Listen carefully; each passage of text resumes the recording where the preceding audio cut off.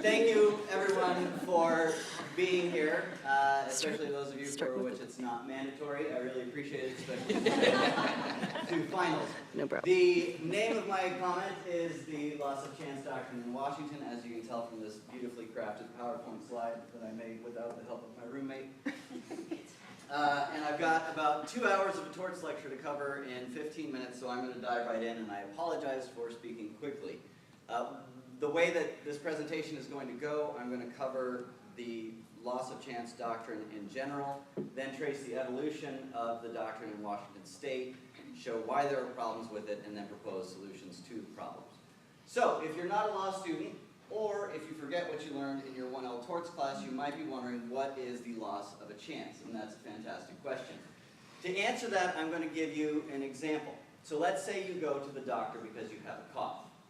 And the doctor negligently prescribes you cough medicine because it turns out you have lung cancer, which is unfortunate. A year and a half later, you go see another doctor because you still have this persistent cough. That doctor diagnoses you with lung cancer. Now, at the time of this diagnosis, you are now at a 25% chance of survival. Had you been diagnosed previously, you would have been at a 39% chance of survival.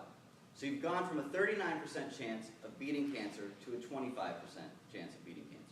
That's a 14% loss of chance. Now you die, and I'm sorry for your family's loss. They want to sue the doctor, but here's the problem. There's no but-for causation, because but for the doctor's negligence, you still had cancer, and cancer is what killed you. And there's no proximate causation, because it was more likely than not you were going to die anyways.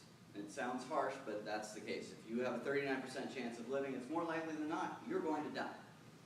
So what do we do? And this is what the loss of chance doctrine addresses, is we're looking at what that 14% loss of chance is worth. So now we go to what is the loss of chance doctrine. This is where it gets confusing, because the loss of chance doctrine is frequently misused as a unitary term, when in fact it's an umbrella term that covers 3 different approaches. So it can mean 3 different things depending on how you use it. And we're going to go through the approaches right now. The first is the all or nothing approach, also known as the traditional approach. With this approach, your chances of survival had to be greater than even. So it had to be 51% or greater. And that had to be reduced to 0. So the doctor's negligence took away a better than even chance of survival. This comports with traditional notions of tort law and the preponderance of the evidence or more likely than not standard. What we're saying is, if a doctor or medical provider deprives you of a 51% chance or a more likely than not chance of survival, legally that doctor has caused your death. The next is the substantial factor approach. And this is kind of the polar opposite of the all or nothing approach. In this approach, any percentage qualifies, provided it was a substantial factor in bringing about the harm. So in the example I gave you, that 14% would be allowed to go to the jury on proximate cause, provided it was a substantial factor on bringing about the harm. And if the jury decides that it was, then the plaintiff is eligible for 100% of the damages. This is a highly criticized approach because first, it relaxes the causation standards. And to give you an example of this, if you were in court for an automobile accident and the plaintiff said there's a 14% chance that the defendant ran the red light, you'd get kicked out of court and your lawyers would be sanctioned. The other reason that it is highly criticized is because it overcompensates plaintiffs and holds medical providers liable for harm that they did not cause. So a 14% loss of chance leading to 100% of damages seems unfair, and it overcompensates plaintiffs and holds doctors liable for too much. The final approach is the proportional approach. And with the first two, the all or nothing and the substantial factor, those are theories of causation. We're taking this lost chance and seeing how it caused the ultimate outcome. The proportional approach goes a different way, and this is a theory of valuation. What I mean by that, we're taking to see what this lost chance is worth, and we're not using the lost chance to show what caused the ultimate outcome. So for the proportional approach, the lost chance itself is the injury, and it's important that we compartmentalize those, with the lost chance being the injury over here, and the ultimate outcome being a separate and distinct injury over here. With the proportional approach, any percentage can qualify in theory, and the causation that we're looking for is that the negligence caused the lost chance, not that it caused the ultimate outcome. Now, the ultimate outcome still needs to occur because we need that in order to evaluate damages. And the damages are applied proportionally. And what I mean by that is you take what would have been the damages. So had the doctor who misdiagnosed you with lung cancer affirmatively caused your death, you would have received 100% of wrongful death damages. But because the doctor just caused a 14% reduction in chance, that's applied proportionally. So you take the lost chance percentage and multiply it by what would have been the total damage awards. So if we have a $100,000 damage award, we multiply it by 14%, plaintiff would receive $14,000 in damages. So those are the three approaches we have.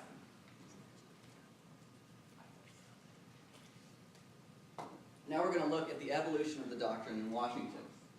The first case to address this was Herskovits v. Group Health. You may have read this during your torts class.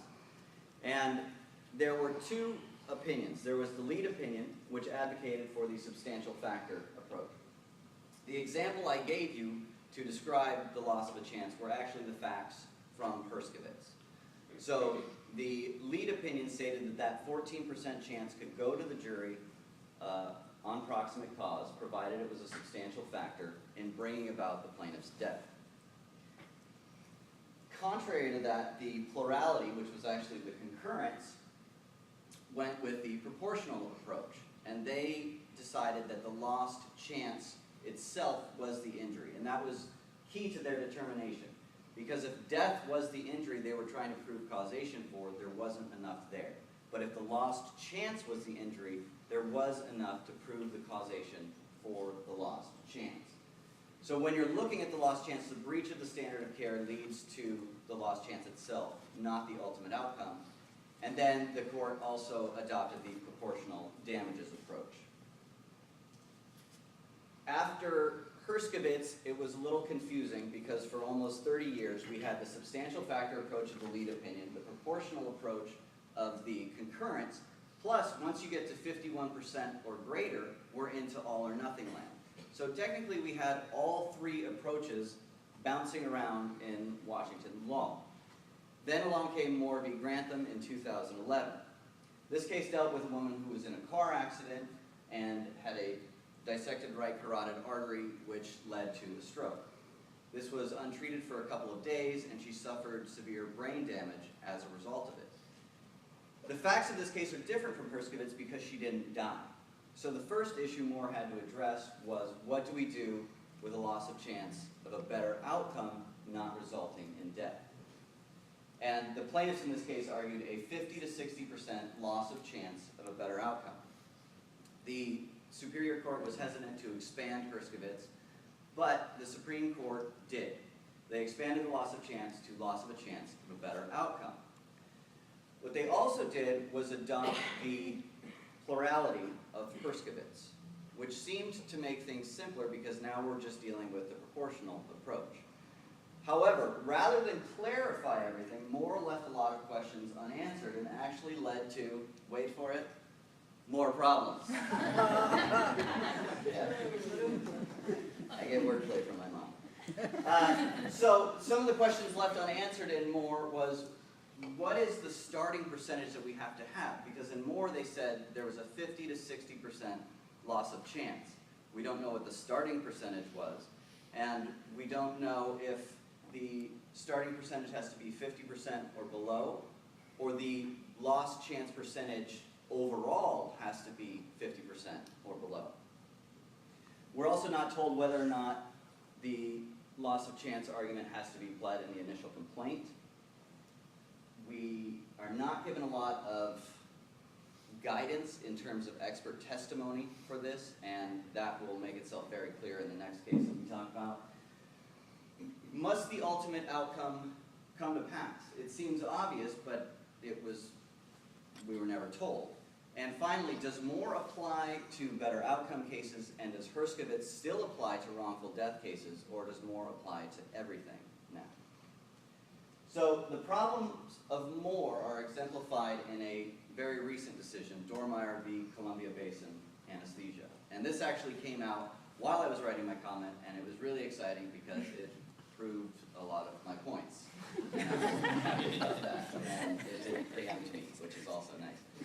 So, with this case, the first thing you see is the opinion is internally contradictory, and by that I mean the court uses all three approaches depending on the issue they're trying to resolve. And they quote to the Herskovitz lead opinion, the Herskovitz plurality, and more. So there's a mess of that. Second, the jury verdict form went like this. Was the defendant negligent? Yes. Was the negligent the proximate cause for the death? No. What was the lost chance? 70%. Once you're over 51% loss of chance, then we're in all or nothing territory. And that shows the difficulty that juries have in juggling two separate theories of recovery, dealing with two distinct injuries. From 0 to 50%, we're at the proportional approach. But once you cross that 51% border, then we're into all or nothing land. And the injury changes as well. So the injury from 0 to 50 is the lost chance. From 51 and above, it's the ultimate outcome.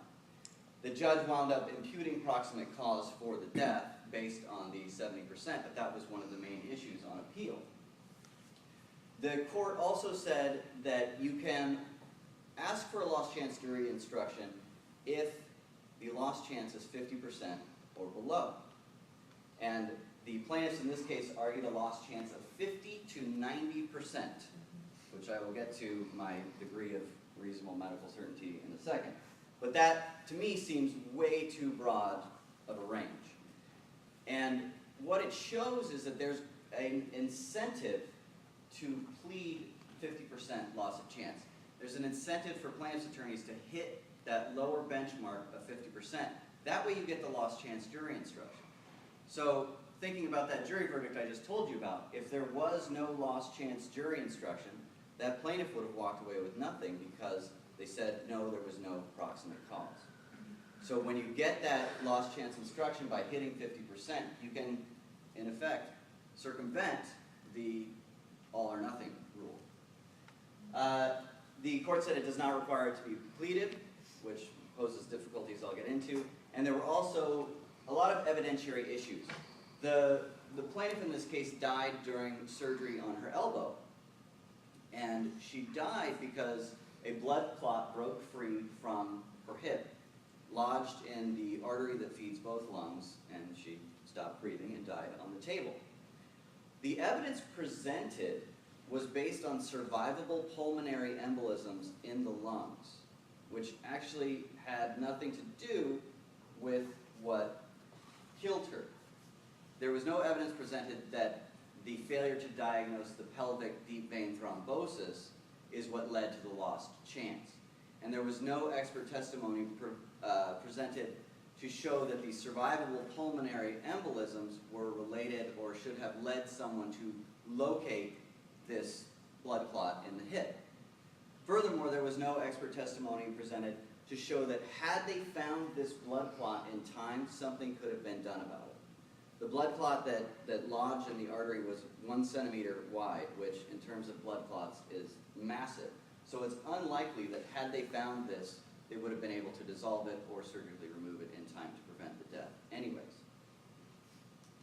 So that is the state of loss of chance doctrine in Washington. If you're confused, that's fine. I was for months and still am. I have proposed solutions that I would like to see the Supreme Court adopt to provide a coherent framework through which to apply the loss of chance doctrine moving forward. The first is to pick an approach and stick with it. I advocate for the proportional approach because I find it to be the most equitable to plaintiffs and defendants alike, because we're applying damages proportionally to the harm that was caused. It is more accurate in terms of calculating damages. Now when I say there, apply it strictly in terms of valuation, not causation. What I'm saying is we're going to use the proportional approach to the exclusion of the all or nothing approach. Because the lost chance is a separate injury from the ultimate outcome, if you are arguing loss of chance and the lost chance happens to be over 51%, proportional damages will still apply. You're free to argue the ultimate outcome, and you're free to go for proximate cause on that. But if you're going to make the loss of chance argument as a backup, then it's going to be proportional all the way across. And that means that plaintiffs are compensated for the harm they actually suffered, and that doctors are not held liable for harm they did not cause. Next, loss of chance may be pled from any starting point and for any percentage loss. You could come in and say, I lost a 1% chance. Now, no lawyer is going to take that, and you're going to frustrate the courts.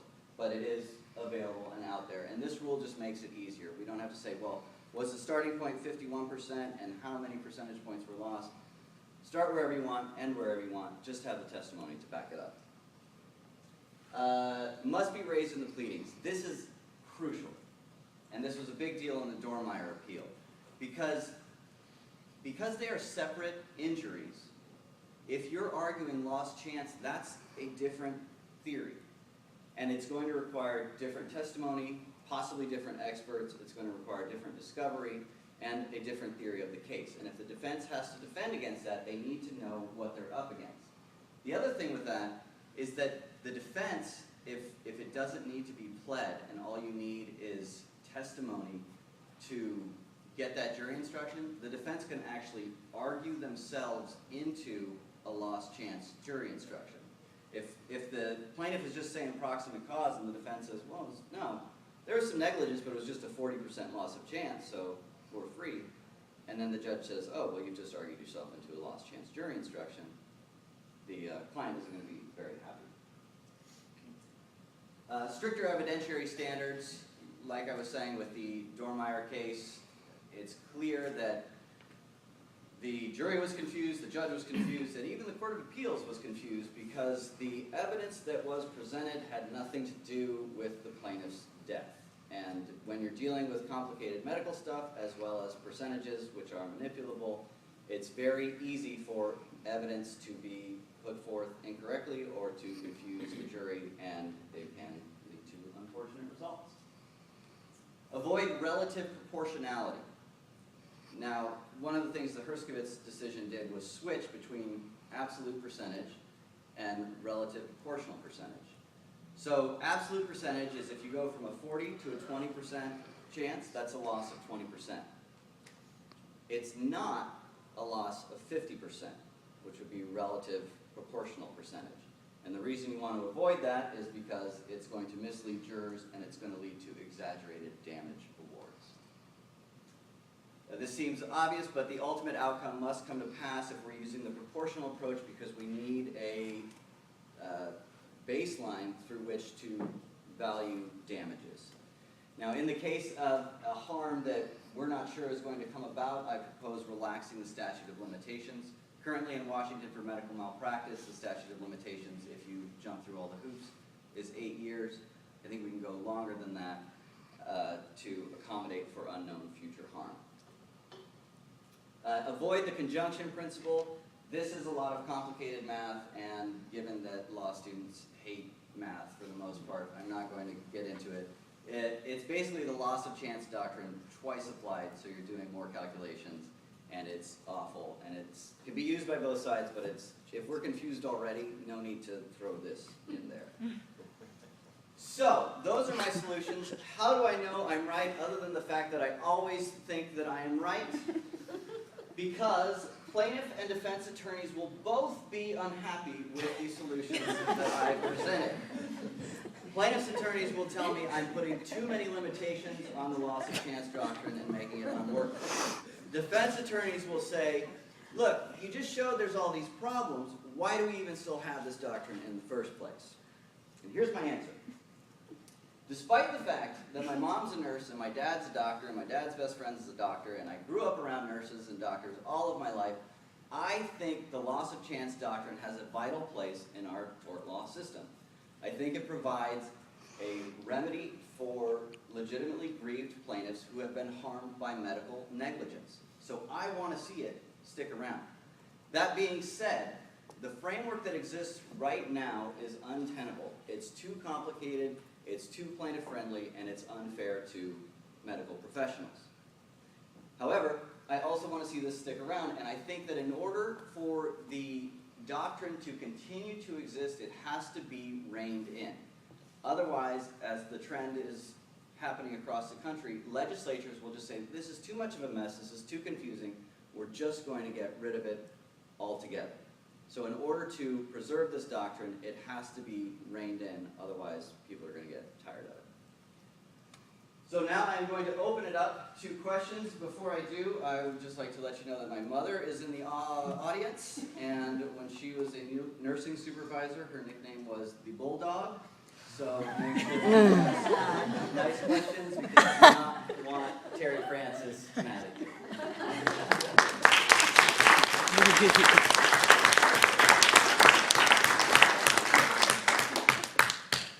Professor Ziff. I will start by saying he was wonderfully, very nice young man. So I didn't learn torts in law school, and I don't have a medical background, but I'm wondering why is this doctrine and this paper, or the doctrine, so focused on medical malpractice cases? It seems like there are all sorts of other torts where I am negligent and I do something and the damage is a loss of chance something else, or even in an intentional action like a discrimination case, I intentionally give you a lower mark, which makes you not eligible to get a raise that maybe you had a 30% chance of getting, but now you have 0% chance. Why does it only seem to show up in these cases, and do you think that it should, or should it be expanded to any kind of liability? So they have tried to expand it, and it has been shot down. It's been used in cases such as the one you've described in legal malpractice, and it's been shot down. And I think the reason that they want to allow it for medical malpractice is because we're dealing with human lives. And I think, obviously in other torts cases, there are deaths that happen, but I think that it comes down to we place so much trust in doctors, and if there is negligence involved and it leads to a loss of chance of living longer, that's something that we want to address. Yeah, and also maybe, since doctors are always talking about ranges of percentages of survival and so on, maybe they bring this on themselves. What I was thinking is, yeah, right. This is just a minor question. I couldn't tell from the draft paper who wrote the lead opinion in Herskovitz and who wrote the plurality. Maybe it was Pearson. Pearson wrote the plurality, Dorr wrote the lead opinion.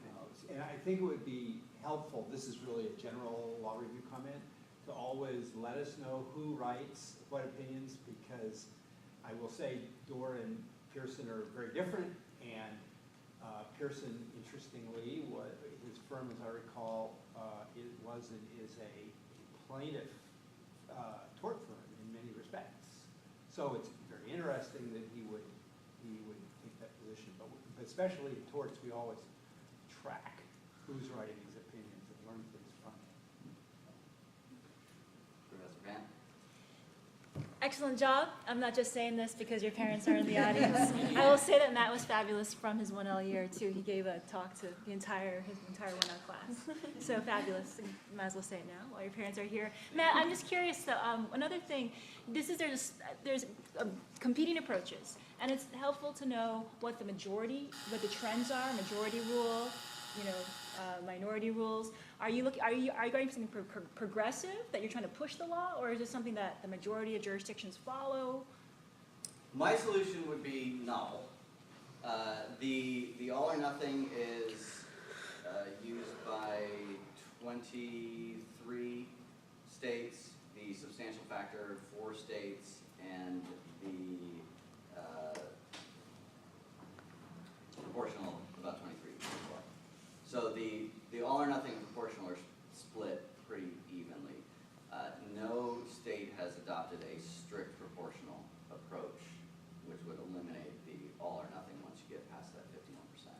because they're scared of a battle of the experts and incredible deference to the experts, because that number, in your presentation, it seems so simple because it's assumed as given, but of course it's not given. There's going to be a huge fight over that number. Well, I think that the problem with expert testimony, especially when you're dealing with percentages, is always going to be there. And when I call for stricter evidentiary standards, I don't think that it's enough for doctors to say, in my experience, this person has this chance. I'd like to see more data and statistics brought in to show the differences between the stages of the misdiagnosis and the actual diagnosis. So I think that that issue is not what's holding them back. I think that the hesitancy to apply the proportional approach all the way is because that in its own right is rewriting towards standards, because you're saying once you get past the 51% loss chance or greater, and you're not saying that's proximate cause for the ultimate outcome.